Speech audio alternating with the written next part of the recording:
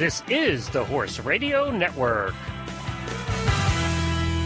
This is episode 142 of the Dressage Radio Show.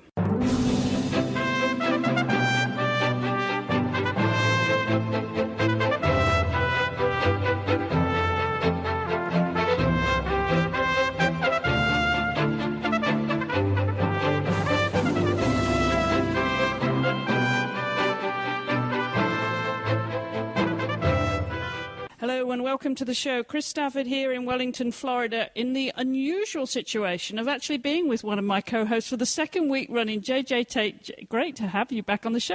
Well, thank you so much, Chris. I'm really excited to be back, and Happy New Year to everybody out there. Since it's like, Merry Christmas and Happy New Year, since it's been a little while. It has been a little while, but you know, this is fun. Last week I caught up with Heather Blitz, who's another co-host on the show, making the most of being down here at Wellington, and we did the show from her training centre, and I did a little tour of Wellington. And this week I found you in a beautiful corner of Wellington. It's gorgeous out here. Your second home, isn't it? Absolutely. We are so thrilled. This is our second winter down here at Yellowbird Farm, owned by Elizabeth Gorosco-Wolf, who's been a sponsor of mine. She found a barn, and she's like, I think I'm going to buy a barn in Wellington. And I'm like, that's amazing. That's awesome. Yeah, I'm totally fine with that. And then she's like, but it's kind of tucked away in Polo, neighborhood. And I was like, well, she's like, it doesn't really look like the real, hoity-toity Wellington, the stucco.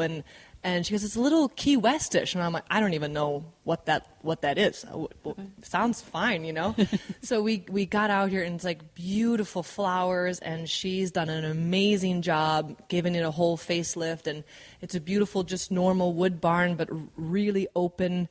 The horses are so happy. They all can stick their heads out. And it was an 18-stall barn. And, of course, we decided that we should have we should change it to take 4 stalls away and put 3 wash stalls and 3 grooming stalls. So it's kind of like in a nice L shape that the whole center is kind of in the middle.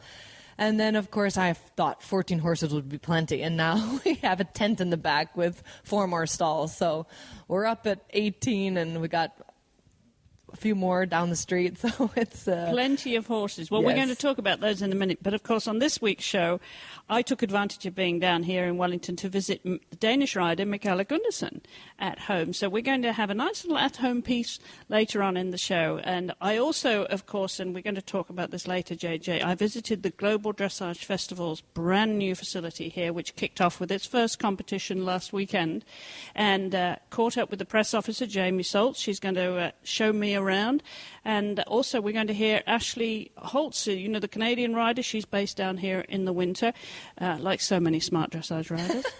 And she's going to tell us what she thought of this facility, not least of all because she picked up a couple of blue ribbons along the way, but it also was interesting to hear what a Grand Prix rider's reaction to this beautiful, beautiful facility. So we're going to hear all of that about that on this week's show. But first of all, I want you to take us around this, as you say, a little bit more than 18 stalls here. It is gorgeous. You are in Polo land, but it's nice and breezy. I just drove out here this afternoon, JJ, and where we are in downtown Wellington, it's warmer than, it's a very hot day anyway, but you've got a nice breeze. It's more open down and airy, isn't it? Absolutely. It's a wonderful area.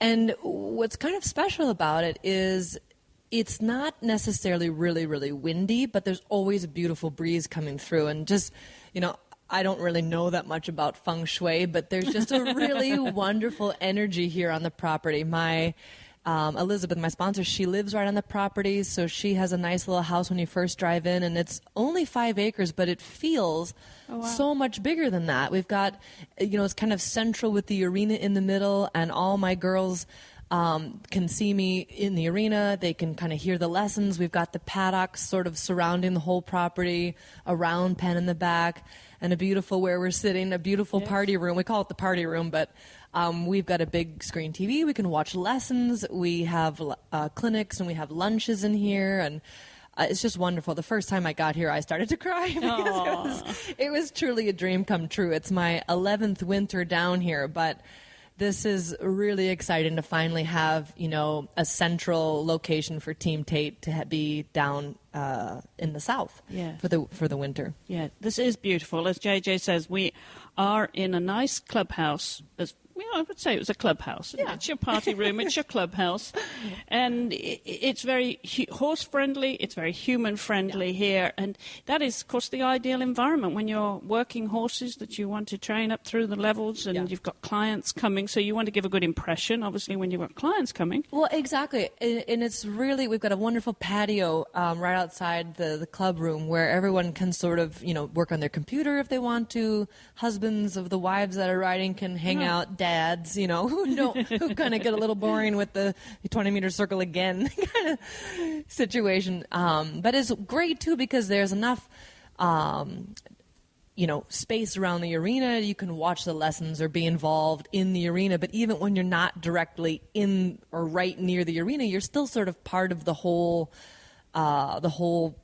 group. The stable's right near the arena. The arena is not so far away from the patio. Like you never have to be on top of each other, but yet everyone kind of has enough space to sort of be in their own spot. It was really just a beautiful place that Elizabeth picked, and she's a famous artist. She was a sculptor, so she kind of has like this artist's eye. And I always have known that with the riding. She owns the horse Fabergé that I've been successful with in the small tour.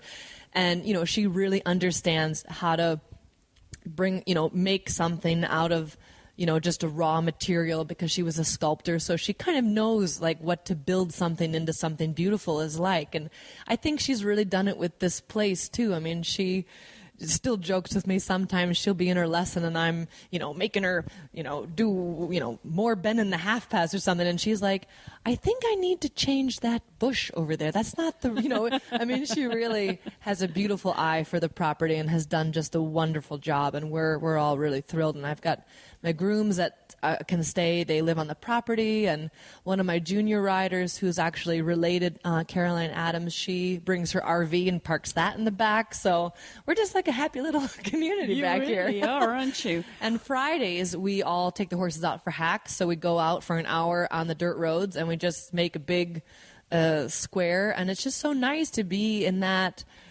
environment that you can just head down the road and it's gravel road and you can just go out for as long as you want and it's all horse friendly and safe. So that's really important to us too. Yeah, that really is good for everybody. And it certainly is. Everywhere I've gone, JJ, the past 2 weeks I've been down here, you trip over horses and, in a nice way. You've got all these different disciplines that are mixing, cohabiting very friendly. There is no place on earth like Wellington, Florida. I mean, and I'm getting the chills even talking about it because has been magical from the first. I'm originally from the Midwest and from Wisconsin, so it was even magical, of course, then coming from Wisconsin to come into, we call it Disney World for horse people. I mean, it's incredible. But even now, every year we drive down, and I always drive behind the horses because I'm a total control freak, and I have to load them up and unload them myself and make sure everyone's drinking and everyone's okay. But every time we drive into town and it says Wellington,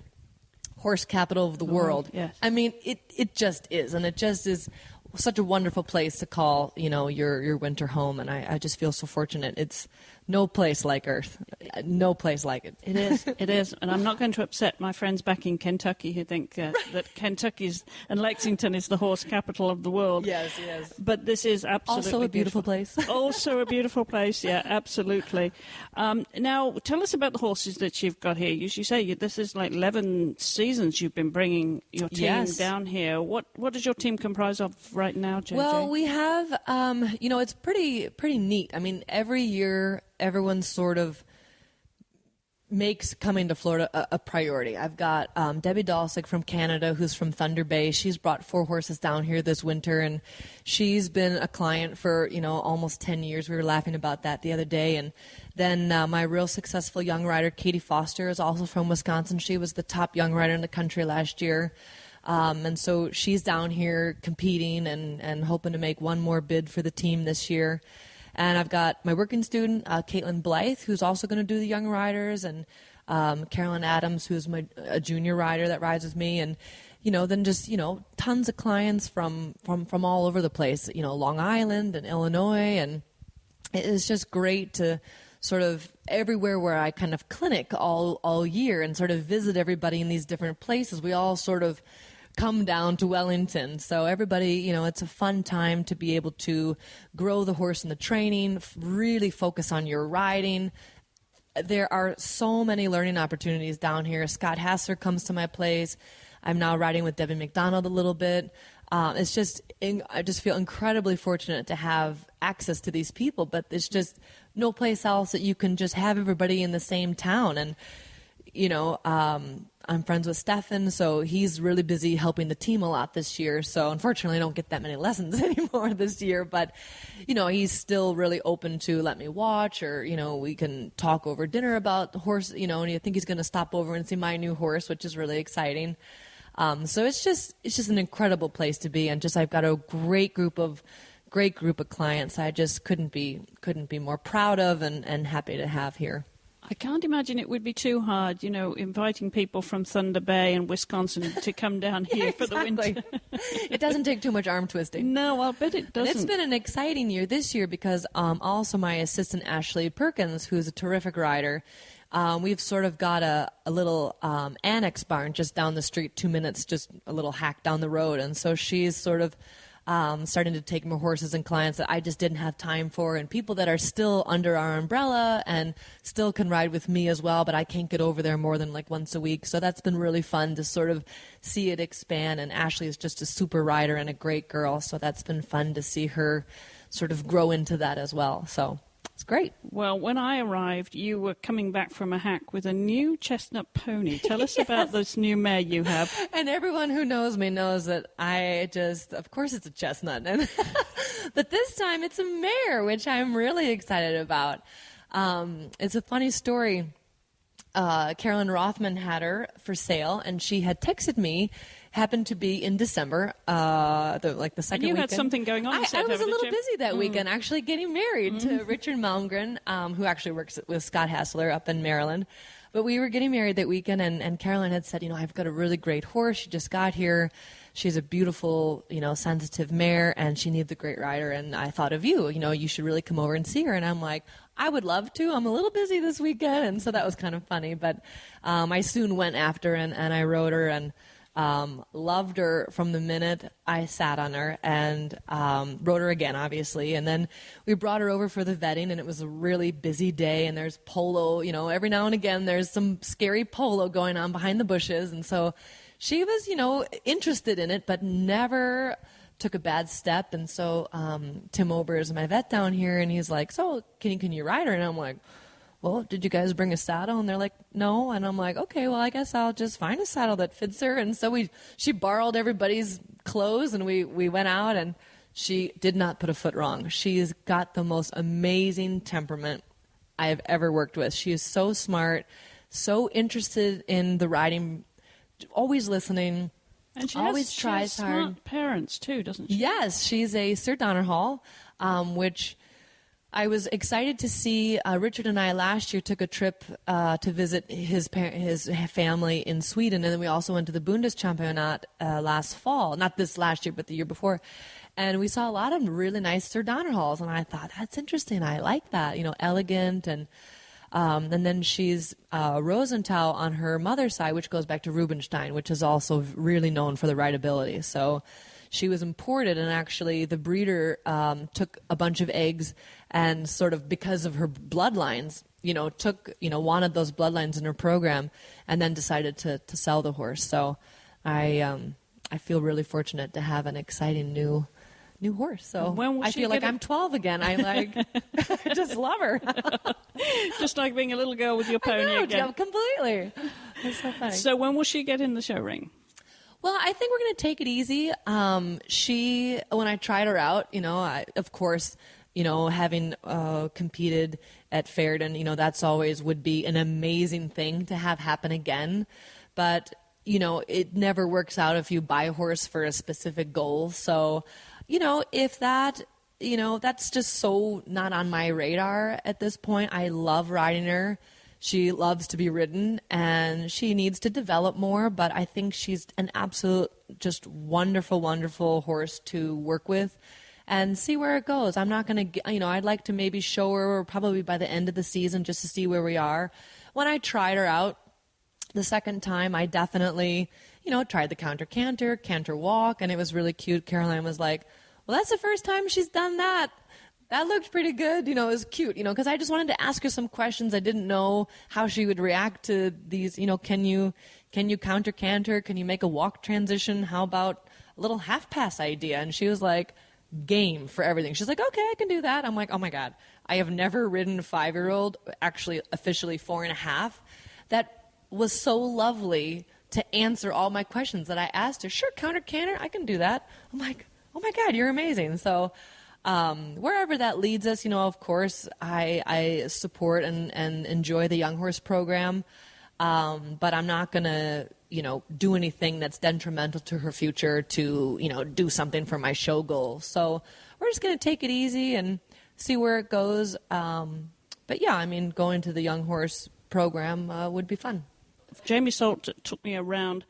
She's the communications director for this brand new Global Dressage Festival here in Wellington, right across the street from the Winter Equestrian Festival. Jamie, the first horse has just gone in the arena, brand spanking new, christened this arena. There's been a lot of interest. We're very happy about that because, it's a beautiful facility.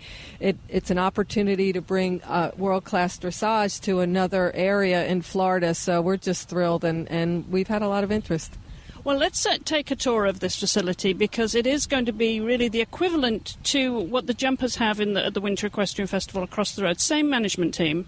Yes, pretty much. There are a few employees that were hired additionally that are specific to dressage, but yes, it's the same organization, the parent organization. All right, well, let's do a little tour here. We're overlooking the main arena. There are so many rings all around us, aren't there? And this is the International Arena. This is where the main CDI competitions will be held. Our 5-star at the end of March, our CDIO in mid-April. This is where the featured classes will be. And then on the other side, you'll see we'll have 3 additional arenas for the national show. Because we have 4 separate national shows, but then we also have 5 national shows that run concurrently with the CDI show.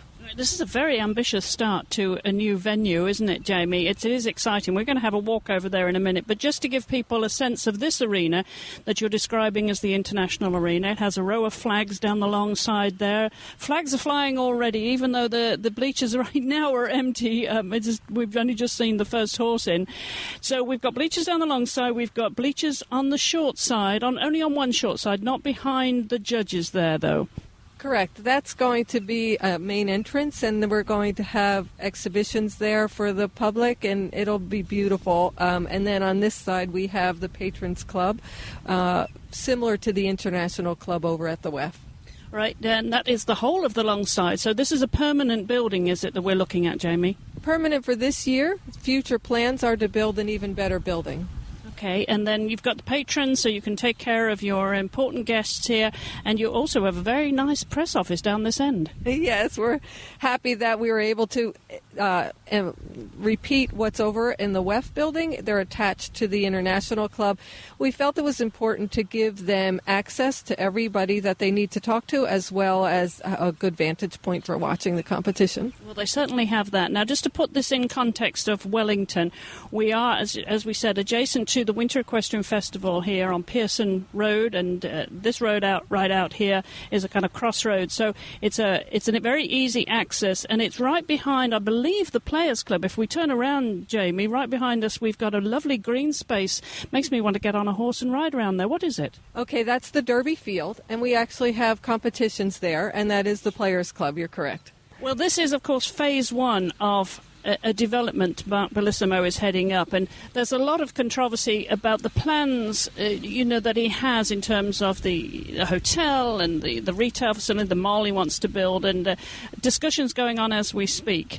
But for now, the competition facility is the priority. So why don't you take us around the other side of the arena, Jamie, and we'll take a look at what you're doing with the stabling and also the other side of these bleachers.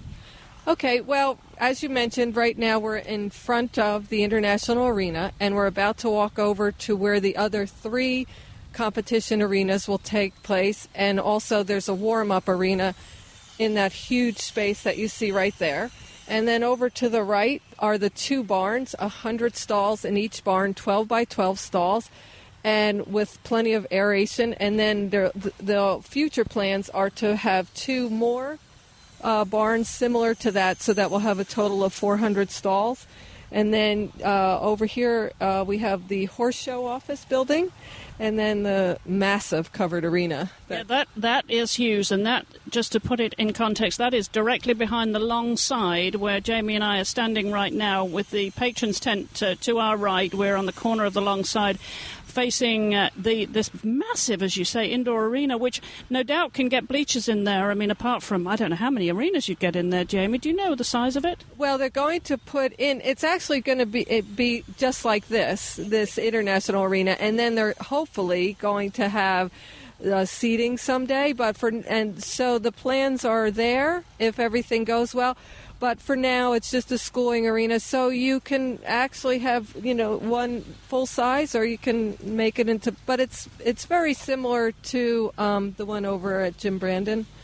And then also, I wanted to show you that this is the vendor area right here, so people will be able to come in and do their shopping. Yep. Right on the top level here, behind the bleachers on the short side, as Jamie has described, there's a big concrete apron here. I was over here the other day, Jamie, and they were literally pouring the concrete as we stood here. It couldn't be newer than this, and behind it, as Jamie described, there's this massive arena that will be broken into, what did you say, 4 arenas? 3 competition arenas, and then 1 warm-up arena. And then, as we're facing the east, aren't we, now? And I think that is the Polo Island, isn't it? Right across, that's a residential island. Yes, that's correct. There has been some opposition to this facility, and I think it's primarily coming from the residents who are overlooking this, but no doubt they could put up a berm and some trees, and but it can't be a bad view, actually, even if you don't like horses, to look at horses. I don't know who's actually complaining or any part about that, but I do know that I would give anything to be in one of those houses myself. I would love to just be able to sit out on my veranda and watch competition, world-class competition happening every week. I would love it. So I just think it's terrific. We're getting into this first competition here. You've got Thursday, Friday, Saturday, Sunday of competition, mixture of national and international classes. Small fields, but as you would expect, wouldn't you? I mean, the grass is not growing yet. Yes, I think everyone is waiting to see how this weekend goes, and we have a kickoff happening for our show the 16th to the 19th. It's another CDI show and national show, and we expect to have more entries at that point because everything here should be in working order. We're actually turning around now. We're looking back across the international arena towards what will be the main entrance, and also, I believe, where the plans are for the hotel and the mall and that sort of thing. Jamie, they will be over there in front of us. Well, the hotel will be actually where that white tent is, and then actually the retail space will be where that tiki hut is. So it'll be, and because we want it on both sides there. Right. So, and it will all be down that side of the arena. Correct. So this will be, as we said, the second phase of development here, and so that will be alongside the road, and I imagine convenient for everybody. You really thought of everything here for the public and for the competitors. And just tell us about the footing, though, before we go, because we know that the footing is the single most important thing to attract the competitors. Yes, the footing is by Equestrian Services International, and they are renowned for their footing, and it's a combination of silica sand, fiber, and I believe cotton. But everybody seems very happy with the footing. That we had a test rider yesterday go, and they just love it, and we've heard nothing but good things. Terrific. Okay, well, you're in for a very exciting season here, Jamie. This must be thrilling for you as a press officer to see this facility unfold and what you can expect here, and the dressage community that you hope it's going to attract. Well, like I said, we've heard nothing but great things. Everyone is so excited about the future and the vision of what's planned here, and I personally, I get goosebumps every time I step on the site, because every day it's more and more is finished, and it's just a wonderful facility. So as we get into the season here, this is the first one, and the season will end exactly when, Jamie? Our final show is April 15th, 12th to the 15th, and that's with our Nations Cup, the CDIO, and it's the only one in the Western Hemisphere outside of the Olympics, so we're thrilled to have it. Well, really kicking off in style here, and if people can find out more about the Global Dressage Festival by going to the website. Can you give them that address, Jamie? Yes, it's www.globaldressagefestival.com. Jamie, I want to thank you for showing me around. I'm sure we'll watch this with interest and get updates from you and report on the competitions in the exciting weeks ahead. Thank you so much. Oh, you're welcome. Thank you. Well, JJ, as I said, you've got these fabulous facilities in your backyard now when you're down here. When do you get to go over to the Global Dressage Festival showground? Well, we were already once, my young rider showed over at Jim Brandon, so that was kind of like our starter show. And she did really well there, winning the young rider classes. And we've sort of been driving around for weeks now, the Global Dressage Festival showgrounds, because it's on my way to my barn. So every night we sort of see them working diligently with the lights on, trying to get it ready. And all I saw, a month ago was this huge pile of footing, that every week got a little smaller and a little smaller. And so, on the way home from work, around 5:30 or 6, I've been taking a weekly tour, I just drive back in there and I'm like, what's going on back here? And it is amazing. We are so excited. I mean, what WEF has done for the show jumpers has been incredible. And many years ago, we were all invited. There was dressage shows at WEF, which is the Winter Equestrian Festival. And it was amazing. Hunters and jumpers and dressage. It was exciting. And it was a really neat overall horse culture. But then as it sort of grew and grew and grew, it sort of got a little too big to include the dressage shows. And Jim Brennan's been a nice place to go, and White Fences is always where the Derby's held. That's also a good showgrounds. But this, to have a place that's going to be truly focused on dressage is just incredible. We are just, and I think I speak for a lot of dressage enthusiasts in Wellington. We're thrilled. We're really thrilled to have something like that for our access. Yeah, just 5 minutes down the road. So when's your first competition there? Well, I think my young rider is going to go. We just talked about signing up for the next show in the middle of February in a couple weeks. So we sort of all been asking all our friends. I'm text messaging everybody. So what did you think? What did you think? Because always the question is, with a new facility, what's the footing like? What's the energy of the property? And in this case, are they still doing construction?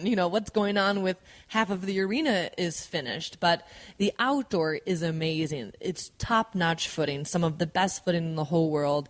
The stabling is wonderful, permanent, barns with good size stalls, and it's just thrilling. It's just really thrilling. Well, Ashley Holzer, of course, put it all to the test this past weekend, and as I said earlier, came away with some blue ribbons. And I caught up with her after she finished the Grand Prix special at the weekend and got her reaction. You really christened this facility, Ashley. I feel very lucky to be here. They've built an incredible facility for us, and I think all the dressage riders should be incredibly grateful that we have such a state-of-the-art facility right here in North America, in Wellington, Florida, where a lot of us keep our horses for part of the year.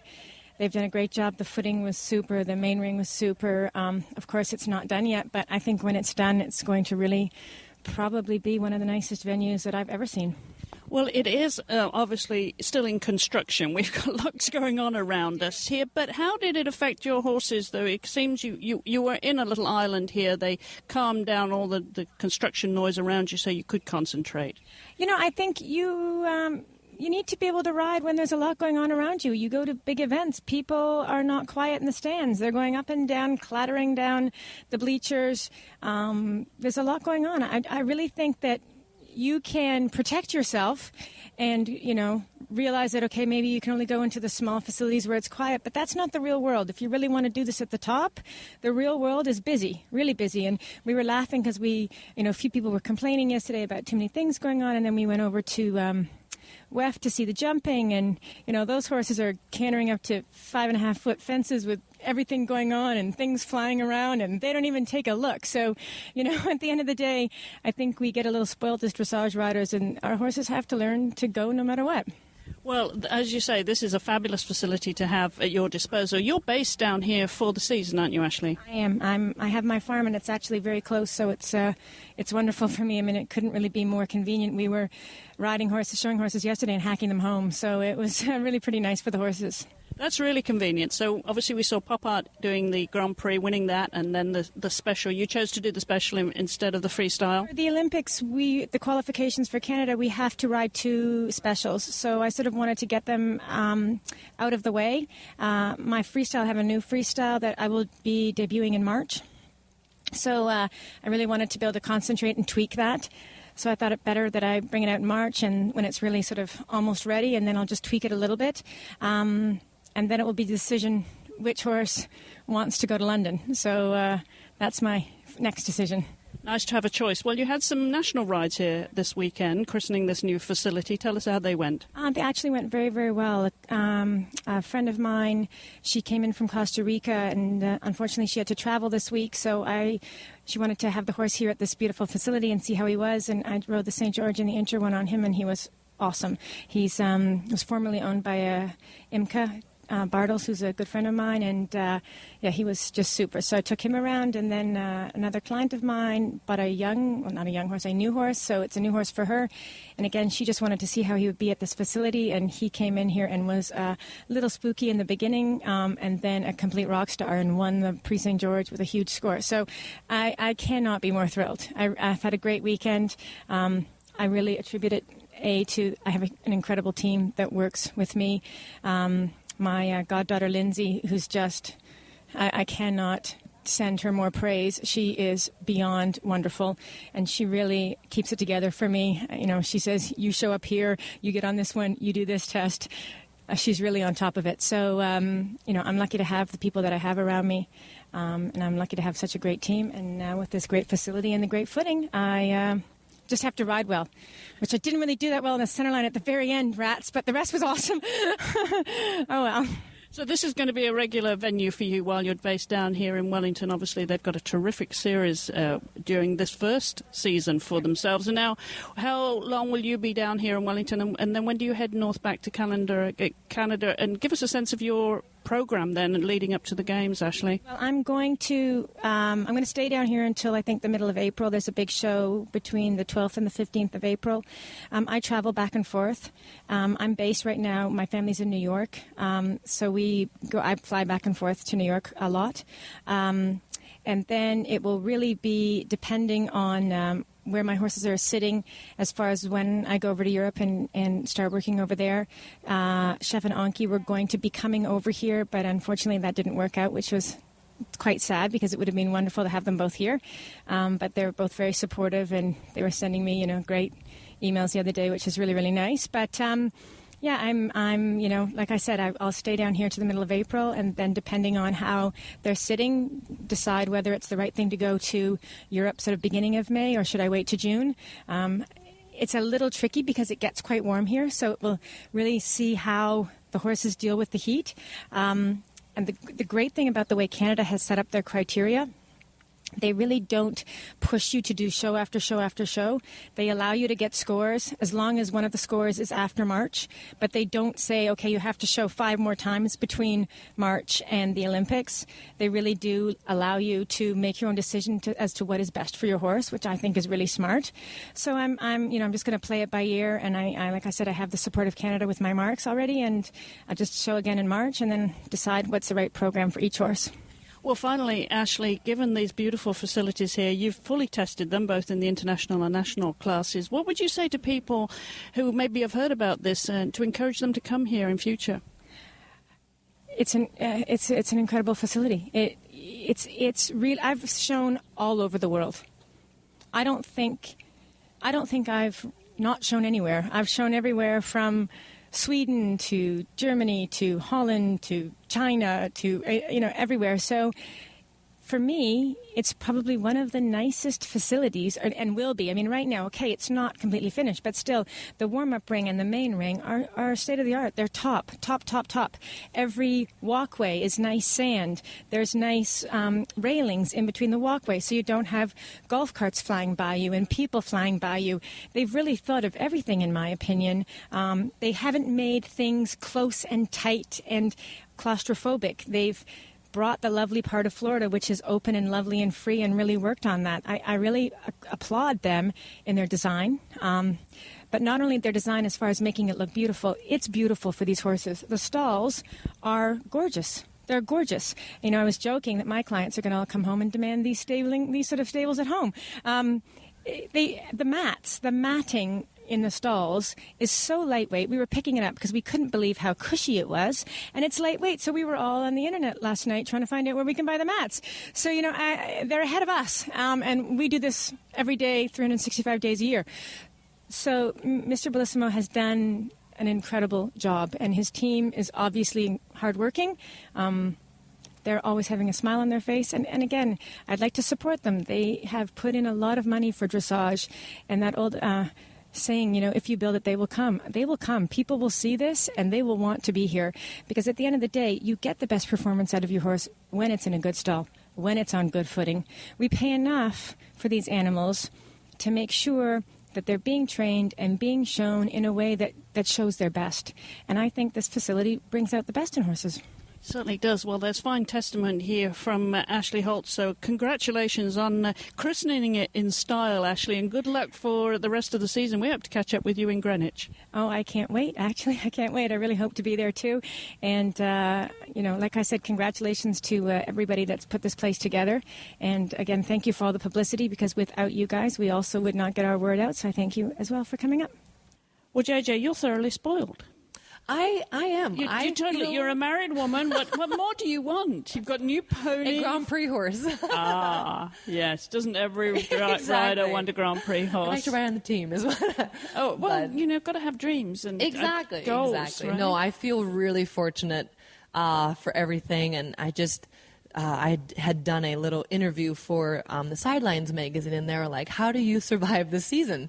And, you know, they had asked James Gilchrist, my farrier, and so everyone kind of had these different ways they, you know, get through the season. And I said, you know, it's just about every day waking up and being just full of gratitude that the sun is shining, horses are healthy, and it's not snowing outside, you know? So I feel just so fortunate to have a place like this to call home for the winter, and, you know, wonderful, wonderful clients and supporters of what I teach here, and it's just been really exciting. And now, you know, Elizabeth, when she first bought the property, thought, well, we're kind of over in polo property, and which is great. You know, I got to make some friends with the neighbors to go gallop around on their polo field a little bit, because I'm sure my dressage horses would love that. But then as the new dressage grounds are starting to get finished, we're like, wow, that's like 5 minutes down the street. We're in prime country. So it's been really lucky how everything's worked out, and so we're excited. And it means that so many different disciplines can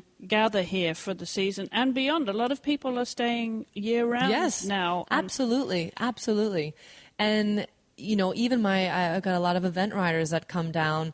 A lot of times they would only come for January and work on their show jumping and their dressage. And, you know, I think with Wellington making a bid for the World Equestrian Games at some point, hopefully they'll be able to really include, you know, all the sports, which would be really exciting, that everybody could come and winter down here. Well, dressage has got it made. Jumpers have. Vaulting, of course, that's easy enough. Reining, no problem. Polo, all we have to do. I mean, endurance would be pretty easy around here too, with all the trail rides you have, miles and miles of it. So we just need to find a cross-country course. And I think the organisers of WEF and the new dressage facility, that's Equestrian Sports Inc., they already have plans for a cross-country course. Exactly. And now having the short format, it's a lot easier to find land, I'm sure. So sooner or later, everybody's going to be gathering down here. Now, we talked about people who are basing themselves year-round and not just coming down for the season, JJ, and one of those people is Danish rider Mikala Gundersen, and I was able to catch up with her at home and visit her wonderful facilities in the heart, just off Wellington Trace. It really is the middle of the mecca of dressage world in the winter, isn't it, Mikala? Yes, that sure is. This is where everybody wants to go. And tell us how long you've been based here in Wellington. This is my 8th season here. I came from Denmark over 7 years ago, and with my family, my husband and our 2 children, and we just gave it a shot. And this obviously is a natural home for you. You've got a wonderful facility here, and you're going to take me for a tour around the facility in a moment. Let's get a sense of who Mikala was before she left Denmark. How did you get into the sport? Ooh, I was 6 years old. That's all I ever wanted to do. I just had to wait till I was 6 before I was allowed to get on a pony in the local pony club. And I just stayed with it, and I never got tired of it. I went into we have a very strict Danish education to become a certified trainer. And I went through that. I have been with some fantastic people through the years. And my husband, who's a jumper rider, and we ran a facility in Copenhagen. And how did you meet him? Because his jumper's your dressage. Yeah, we went to school together. During our education, we have to go to school to learn all about. Actually, we have to learn to shoe a horse, and we have, all kinds of veterinary care and how to build stables. It's a very broad spectrum of stuff that we need to learn. So we have to go there we were there for 4 months. We were there at the same time, and that's many, many years ago. So what made you decide to move over here? Because I know Denmark's pretty far north, but you've easy access to the German shows. Yes, and we lived in Germany for several years. We lived there for about 4 years. And enjoyed it. That was before we had our children. And then once we had our first child, we decided we wanted to go back to Denmark. So we were closer to grandparents and family in general.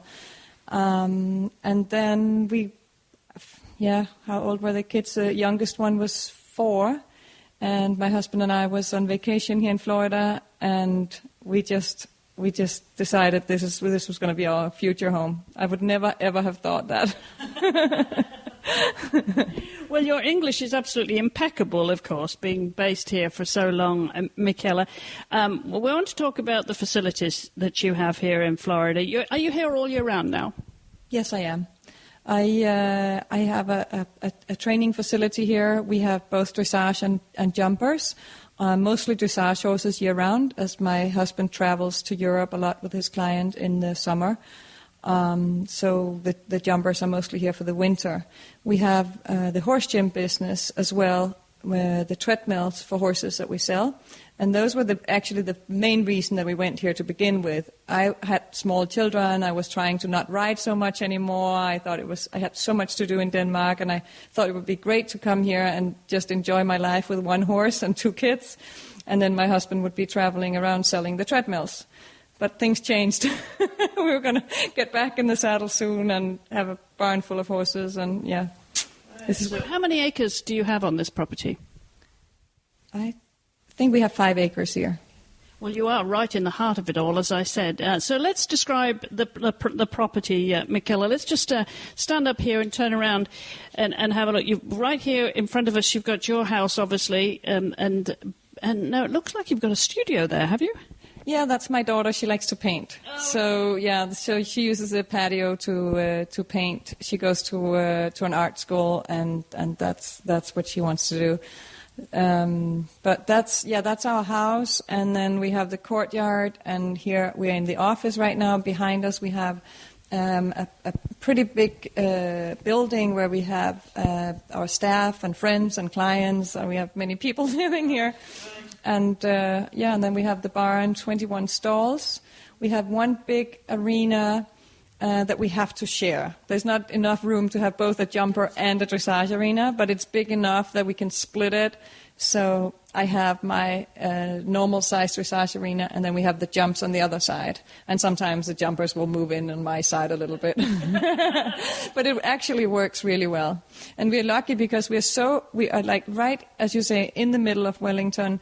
I'm 4 minutes away from Publix. I'm 4 minutes away from WEF Showgrounds. And my son can ride his bike to school in 3 minutes. I mean, we're so close, and still we have 7 paddocks and a big arena and 21 stalls here. So it's really quite amazing, actually. Going back to your children, you have to give us the names and the ages of both your children, both in school.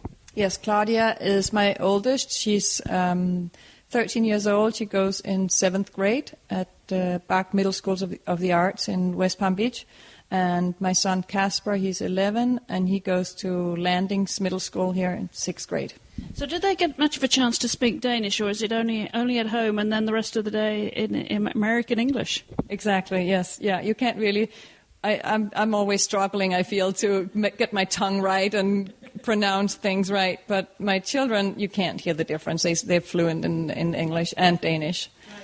So we switch back and forth. We have a rule that when we are at home, we speak Danish, because I really think it's fun for the kids to be able to keep that language. And when we text each other, we text in Danish, so they also learn to write a little bit in Danish. If they ever decide to go to school in Denmark, they would be able to pick it up quickly. Do they have any horse interests? My daughter, yes. She really likes to ride. She's actually very talented. She doesn't have very much time because of her school. It's so far away. She comes home late. So she's only able to ride during weekends, but she both likes to jump and ride dressage. Well, it's a tough choice for her, but at least she has the options. She does, yes, certainly. My son, he is only interested in soccer. He is on a typical boy. He's on the travel team every weekend. We have to drive him everywhere up and down the coast to games. Yeah. Well, it must be a juggling act for you, with your riding, your husband's jumping, and running the children around. It's very difficult, actually. I'm so lucky that my parents, they're here every January and February. So those are my busiest months. Once we get to March, March is also super busy, but it's kind of everything is a little bit more into a routine. And there are some great parents on the soccer team that are willing to take Casper to a lot of those games, because they understand I have to be at the horse shows. Can't be everywhere. Well, obviously we're here to talk about horses as well, so let's go over to the stables and you can show me around there. Well, we're over at the stable area. It's a big block here, Mikala. When you first moved in, what did you have here? I had a big building with 8 stalls in it. Originally, the stable was built as a garage. The person who built the house and the barn was only interested in cars. He was here in the middle of horse country, but so I guess he built the barn so it looked like a horse barn in case he was ever going to sell it, which he did. And the people who bought it from him, they put in 8 stalls in this huge barn. And there were like two stalls in each corner, and it was not very nice. And that obviously was why the place didn't sell, because it was not a really nice way to do that. And out here this was a driveway up to the garage, and so we lifted that up and put in 7 stalls out here under the roof, because here in Florida we don't really need to have everything it's undercover, but it's not closed in. So they're really wonderful open stalls here, very airy and nice stalls. Yes. So how many stalls did you say we have altogether? Yeah, we have 21 stalls. We built them, we imported them all from Germany. It's all made in stainless steel and bamboo wood, which is incredibly strong, and it doesn't rust. It doesn't. It's been here now for 2 years, and you can't tell. It looks really good. Right, well, let's take us around the horses, because, as you said, you're having to separate the jumpers and the dressage here, so there's no confusion. How many grooms do you have? They are mixed a little bit, but we do have a group. I think we have 11 jumpers at this point, and the rest are dressage horses. So, yeah, we have a little too many jumpers here right now. You have to switch the balance, Mikala. All right, tell us about the staff you have to take care of the horses in this facility. Yes, we have a bunch of people here. We have some great grooms. I mean, they have to be here because it's really hard to take care of the horses in Florida. I know from Europe, you don't need as many grooms. The problem here is that we have all kinds of with fungus, and we get skin diseases, and with the humidity and bacteria in the ground, they need a lot of care. So I have a lot of. Every groom doesn't have very many horses to take care of, so we have a lot of people here. I have Marcel, who's my main groom. He's the one who goes with me to horse shows, and he's also a really good eye on the ground, and he can help me a little bit with the Piaffe Passage on the ground, which is wonderful. And he can drive the truck and the trailer, so it's really nice to have someone. It's a big relief for me. And who else do you have on the ground here? We have some Europeans that came in with one of the European riders, the rider who's here. Yeah, we have a couple of European riders, except me, but some that come over just for season. And they brought their own grooms. So we have people from Denmark and Germany and France. And very, very European setting. All right, well, tell us about the horses that you're riding, Mikala. When I pulled into the facility here, you were teaching a horse that's owned by someone, but you actually compete that horse. Yes, that horse it's a big mare by Michelino. She is 12 years old. She's owned by Janne Rumbau, who bought her this past fall, and she's letting me train the horse and ride it, and we'll see how far it'll take us. I showed her one time in the small tour internationally, and she did really well. So now my next step is to get her in the big ring. So her name is My Lady, and I don't know her that well. I've only had her for a few months, but she's a very, very good horse. And what other horses do you have? I have a wonderful 7-year-old gelding by Leonberg. Leonberg is a stallion I used to ride for the Danish team. And one of my owners here, she thought it would be fun to have one of his babies since he did so well and he was getting older. And we went to the breeding farm and picked this one out. And he's very, very talented. So that's exciting. Now, do you have a horse that could potentially make the team for this year's Olympics? I think it's the horse that I have. My Lady is talented enough, but she's too green this year. But she definitely has the talent to make the Danish team eventually. Potentially the 2014 World Equestrian Games? That will be the goal. All right, well, tell us about the other horses, because you have so many. I know we have so many. If we stay with the dressage horses for a little bit, we have 3 other Danish warmbloods. The first one I mentioned, My Lady, is a Danish warmblood, and I have 3 more Danish warmbloods, all imported horses. 2 of them owned by a Danish lady who's actually Canadian now. So she brings down 3 horses every year. 2 of them are 1 American bred and 2 Danish bred horses.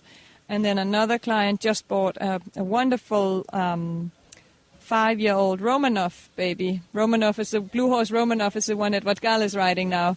So we thought that would be fun to get one of his offspring. So we got that one. And then I have another American-bred Jazz horse. And then we have Pigel. I used to ride Pigel for Horses Unlimited. And I have one of his babies also, and she's coming 7 this year, and a very talented horse. She's already doing a lot of the difficult movements just for fun. All right, well, why don't you show me around? Well, we have one horse we're watching here on the treadmill. Mikala, who is this? This is Liberando. This is my 7-year-old Leonberg gelding. He's one I've had for 2 years now, and he's showing third level, but he's doing everything for Prix St. George. I'm just taking it easy. He needs to get some more strength before I'm taking him into anything bigger than third level. But it's a very, very talented horse. He already shows great talent for Piaf Passage. Well, you're working on his fitness. As you can see, he's on a serious incline there, isn't he? Yes, he is, and he needs that because he's very fresh today. And so he wants to buck a little bit too much in the treadmill, and then we just give him a little more incline. Then he has something to focus on. Well, you've got it, the treadmill situated just in the barn here, so you can use it no matter what the weather. Huh? Exactly, and we normally have it outside in the winter time. We just brought it in for the summer so that when we have rainy days and when it's really hot, we can have it in here and we can still get the horses out. And when it's very hot, I put a fan on so that the horses can, do their workout in a comfortable temperature. But now I was so happy to have it in here that I actually decided to just keep it in here for the winter. Not very convenient. All right, well, you've got the farrier at work down this end of the stable. Let's walk down here and you can tell me who lives on this side of the barn. Yeah, these are dressage horses here. We have, that was a Romanov I was telling you about, and we have a 7-year-old Jazz offspring. I have a Don Primero mare there, also a lovely Prix St. George mare. And then we have our Piquel mare who's getting her new shoes today. And this is my lady who just got her ice boots on after her workout. So that is typical, is it? You'll stick them in ice after daily exercise? Not all of them, but the horses that do the upper level movements, yes, I like to do that. And how long would they have them on for? 20 minutes. And do they all go on the treadmill, or it depends if they're behaving on the day and need a bit more work? They all go, but not every day, because it's a good workout. So I think the best program is to use it like every 3 to 4 days. The grey Libranda who's on there right now, he goes on every day. You've got farriers hard at work here, and I think we could actually hear them working out here, Mikala. The art of farriery. Never tire of that sound and the smell that the farrier brings to the yard. Nobody ever complains about that, do they? That is true. All right, let's go down the other end. But before we do, I want to just go back to your treadmills because you said this is a family business. Yes, it is. And what you see here, we have 3 that haven't been delivered to clients yet. So they're sitting here. So, yeah, on top of horses and barn and trailers and whatnot, here we also have storage for our treadmills. And you've got the paddocks out, but you've got a canal running behind you. We have 3 paddocks out here by the water, and then we have 4 paddocks out in the front next to the riding arena. Right, and that's right alongside Wellington Trace. I'm going to ask you about these canals around here, Mikala. Are there really alligators in there? Oh, yes, tons of them. You're saying that with a smile on your face. You're serious, though. I am serious. And we for us, it's a big deal with the alligators. We always think it's really exciting, and we always looking for them. Of course, I do not want my little dogs to swim in the canal because I know then I will lose them eventually. But they don't go there. So thank God for that. But I know that my neighbor a couple of years ago, he said he had a 6-foot alligator on his patio. So that was right in there. So. And that was when one of my dogs was a puppy, and he said, keep that puppy on a leash, because we had a huge one on the patio. But I have never seen one here. I've lived here for 2 years at this facility, and I have never seen an alligator. Oh, really? They don't pop their head out the water and just check to see if there's any supper waiting for them on the banks? Well, they might, but I haven't. I always look for them, but I haven't seen any. Right. And you've got your wash racks over here too. That's the beauty of Florida, isn't it, Mikala? You can do so much outdoors. Yes, it's wonderful, especially in the winter time. In the summer, it can be a little tough going outside to hose the horses down because you just really want to get them out of the sun when they're off work. But we hose them down and then we bring them inside and put them in front of a fan and with ice boots on and then they get comfortable right away. But yes, in the winter time, it's lovely and the horses enjoy it. Well, we're going to make our way back down the centre aisle here of Mikala's barn, and she's going to tell us about her competition plans, what's coming up next, Mikala, because you've got this fabulous new Global Dressage Festival facility right in your back garden. How about that? I know, it's pretty amazing. It's really, really close. It's just 5 minutes from the farm, and I'm going to be showing there in 2 weeks. I believe they have the next show. What interest do you have, and what classes will you be competing in?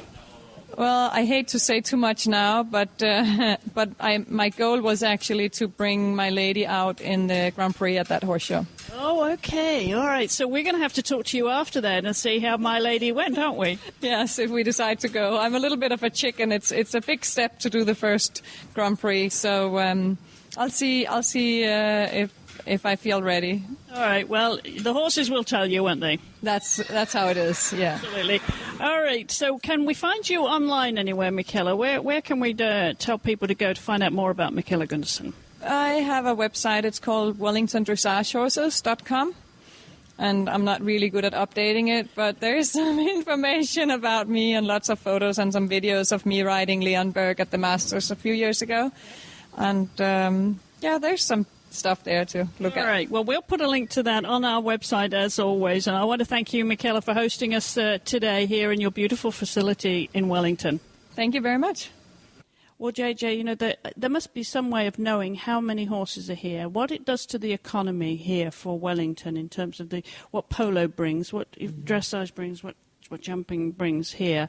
But it's also the social environment you have. I mean, there is no shortage of fun for you guys. It is unbelievable. I mean, first off, there's not a lot of places on earth that you can go grocery shopping in your riding pants and not be looked at strangely. So that in itself is awesome.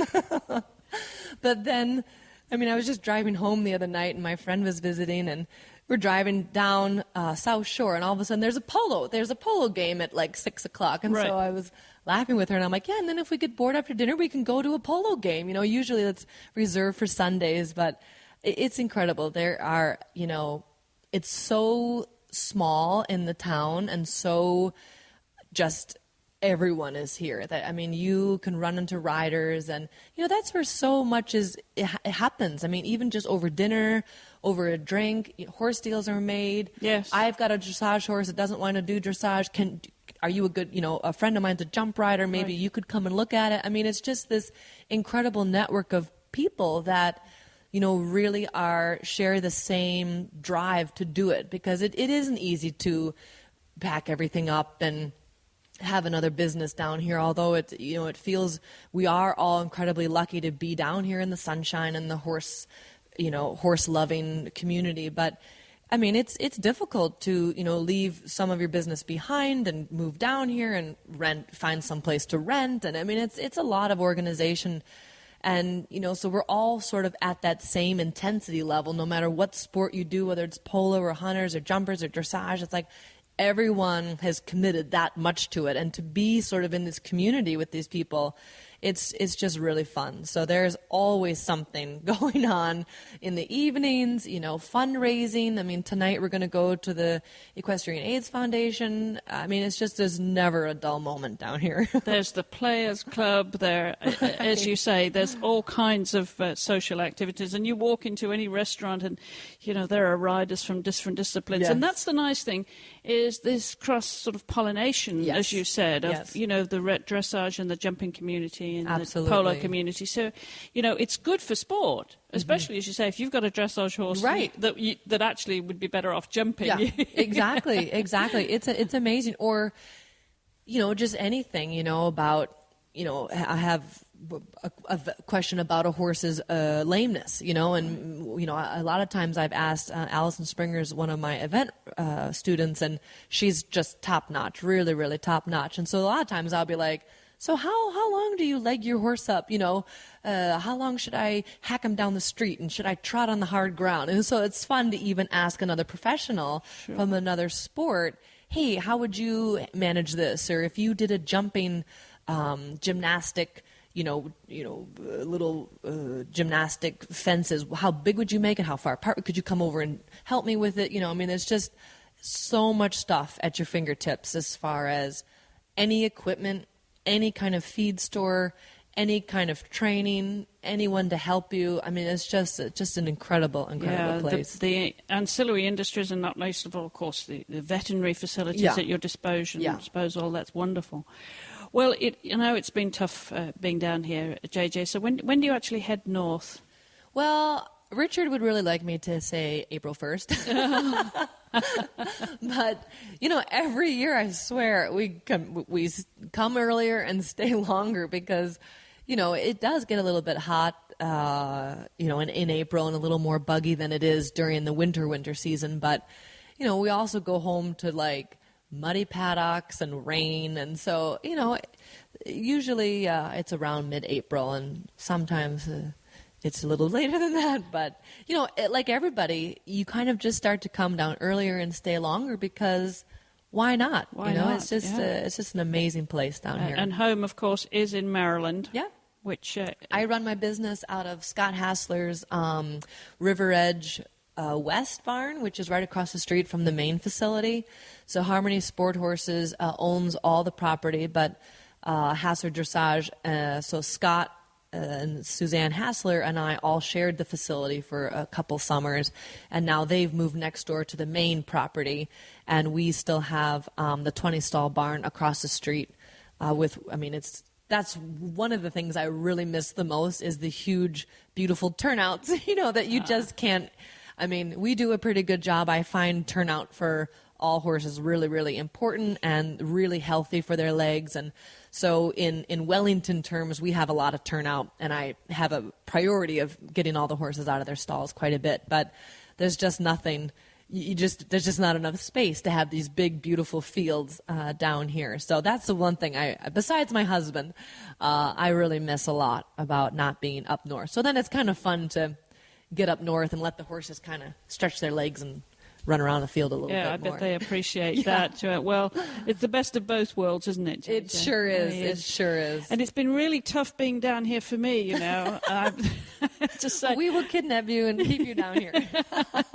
I'm going to be heading back north to the studio next week, but I've really, really enjoyed my visit down here to Wellington and take a look at some of the dressage facilities here. The convenient thing, JJ, for me, not just coming down to see the shows. I was at the Masters, of course, and then visiting the Global Dressage Festival, but being able to just pop out and go and talk to people at home, like coming over to your facility, is just so convenient. So maybe if anybody's listening back in the studio, maybe we should have a second home down here. Don't you think? I highly recommend that. Yeah. I think that would be your best choice. Yeah, we should work on that, JJ. I think so too.